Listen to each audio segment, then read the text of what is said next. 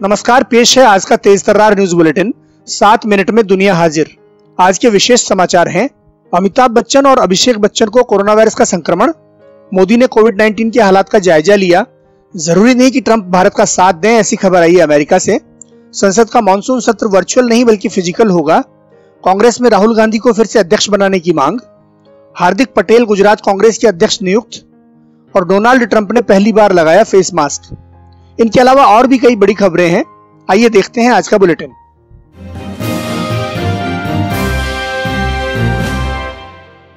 बॉलीवुड के mega star Amitabh Bachchan और उनके पुत्र अभिषेक बच्चन दोनों ही कोरोना वायरस से संक्रमित हो गए हैं। उन्हें शनिवार की शाम को मुंबई के नानावटी अस्पताल में भर्ती कराया गया। अमिताभ ने ट्वीट कर जानकारी दी है कि उनका कोरोना टेस्ट पॉजिटिव आया है। उन्होंने ये भी कहा कि पिछले 10 दिनों में जो लोग मेरे संपर्क में आए हैं, उनसे आग्रह है कि वे भी अपना कोरोना वायरस का टेस्ट करा लें। श्री बच्चन की पत्नी जया बच्चन और बहू ऐश्वर्या राय बच्चन का टेस्ट निगेटिव आया है। उधर अभिनेत्री रेखा का एक सिक्योरिटी गार्ड भी कोरोना पॉजिटिव निकला, जिसके बाद बीएमसी ने मुंबई के बांद्रा में रेखा के बंगले को सील कर दिया।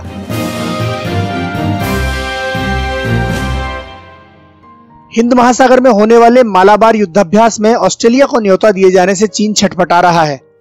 चीनी कम्युनिस्ट पार्टी के मुखपत्र ग्लोबल टाइम्स ने लिखा कि भारत ने मालाबार युद्धाभ्यास में इस साल ऑस्ट्रेलिया को शामिल करने की योजना बनाई है, जिसके पीछे रणनीतिक कारण है। अभी तक इस युद्धाभ्यास में भारत, अमेरिका और जापान की नौसेनाएं ही हिस्सा लेती रही हैं। इस साल ऐसा पहली बार होगा जब ऑस्ट्रेलिया की नौसेना भी इस युद्धाभ्यास में भाग लेगी। ग्लोबल टाइम्स ने अपने संपादकीय में लिखा कि भारत का मकसद चीन पर इस युद्धाभ्यास के जरिए दबाव डालना है। उसका दूसरा मकसद चीन के खिलाफ एक रणनीतिक गठबंधन को तैयार करना है, ताकि भारत पूरे हिंद महासागर और दक्षिण प्रशांत क्षेत्र में अपने प्रभाव का विस्तार कर सके।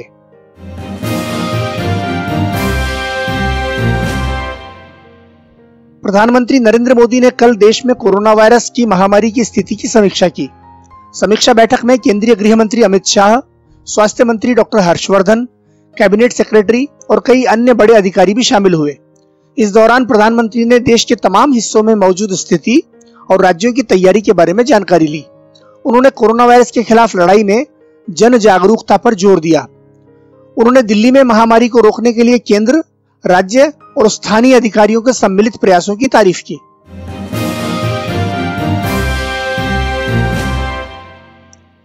विदेश मंत्री एस जयशंकर ने कल कहा कि भारत और अमेरिका के संबंधों को प्रगाढ़ बनाने में करीब 6 दशक लग गए, लेकिन अब बीते हुए समय की भरपाई की जा रही है।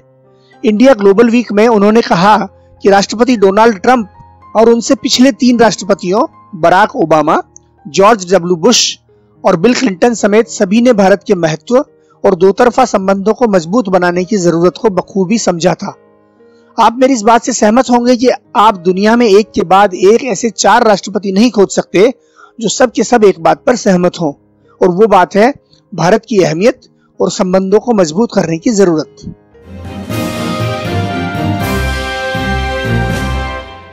चीन के साथ सीमा पर तनाव के बीच भारत का सबसे बड़ा मददगार बने राष्ट्रपति डोनाल्ड ट्रंप पर पूर्व राष्ट्रीय सुरक्षा सलाहकार जॉन बोल्टन ने शक जाहिर किया है। उन्होंने कहा कि यदि चीन भारत सीमा तनाव बढ़ता है तो इसकी कोई गारंटी नहीं कि राष्ट्रपति ट्रंप चीन के खिलाफ भारत का समर्थन करेंगे। हालांकि अब तक यही देखा गया है कि अमेरिका ने हर मौके पर खुलकर भारत का समर्थन किया है।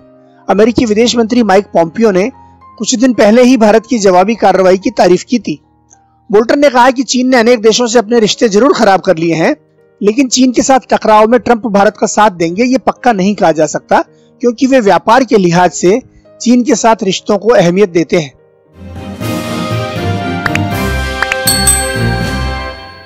संसद के मानसून सत्र में सांसद खुद भाग ले सकेंगे।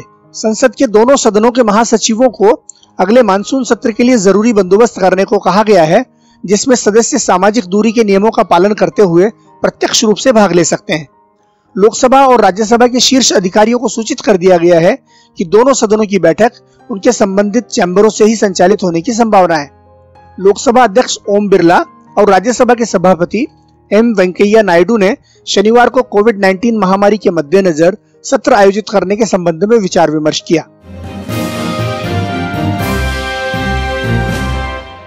कांग्रेस अध्यक्ष सोनिया गांधी ने शनिवार को पार्टी के लोकसभा सदस्यों के साथ डिजिटल बैठक की, जिसमें ज्यादातर सांसदों ने यह मांग उठाई कि राहुल गांधी को फिर से पार्टी की कमान संभालनी चाहिए।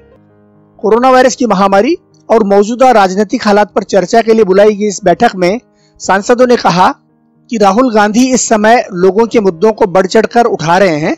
ऐसे में इस निर्णायक मौके पर उन्हें कांग्रेस की कमान संभालने की जरूरत है।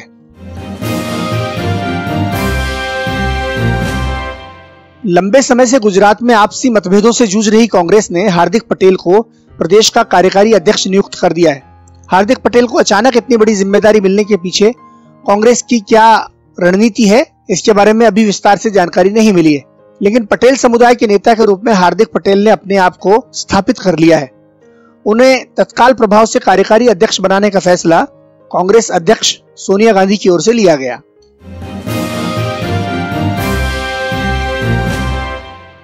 कोरोना वायरस महामारी के इस दौर में सुप्रीम कोर्ट समेत तमाम अदालतों में तकनीक के जरिए वर्चुअल सुनवाई हो रही है। अब सर्वोच्च न्यायालय ने व्हाट्सएप और टेलीग्राम जैसे इंस्टेंट मैसेजिंग सर्विसेज और ईमेल के जरिए समन भेजने को सैद्धांतिक सहमति दे दी है। पहली बार सुप्रीम कोर्ट ने इस बात पर सहमति दी कि इन माध्यमों से भेजा गया समन कानूनी तौर पर वैध होगा।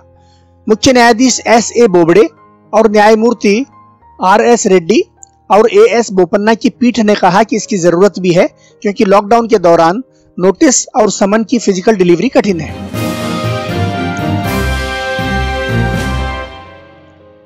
राजस्थान में मुख्यमंत्री अशोक गहलोत और उप मुख्यमंत्री सचिन पायलट के बीच आपसी खींचतान की चर्चा तेज है। शुक्रवार से सचिन पायलट दिल्ली में हैं और कल मुख्यमंत्री द्वारा बुलाई गई मंत्रिमंडल की बैठक में शामिल नहीं हुए। उनके अन्य समर्थक मंत्री भी बैठक में नहीं पहुंचे क्योंकि वे जयपुर से बाहर हैं। शनिवार की रात हरियाणा के मानेसर में राजस्थान के 24 विधायक एक बड़े होटल में पहुंचे। यह कुछ वैसी ही स्थिति बनती दिख रही है जैसी मध्य प्रदेश में ज्योतिरादित्य सिंधिया के कांग्रेस छोड़कर भारतीय जनता पार्टी में शामिल होते समय हुई थी। मुख्यमंत्री अशोक गहलोत ने भाजपा को निशाना बनाते हुए आरोप लगाया कि कांग्रेस के विधायकों को खरीदने के लिए 15 करोड़ रुपए प्रति विधायक तक का प्रलोभन दिया जा रहा है। कोरोना वायरस की महामारी शुरू होने के बाद पहली बार अमेरिकी राष्ट्रपति डोनाल्ड ट्रंप मुंह पर मास्क लगाए हुए नजर आए। ट्रंप ने कुछ महीनों पहले ही सार्वजनिक रूप से फेस मास्क पहनने से इनकार कर दिया था, लेकिन शनिवार को जब वे एक अस्पताल का दौरा करने निकले तो उन्हें मास्क लगाए हुए देखा गया। राष्ट्रपति ट्रंप घायल सैनिकों को देखने के लिए वॉल्टर रीड पहुंचे थे और इस दौरान वो गहरे रंग का एक फेस मास्क पहने थे।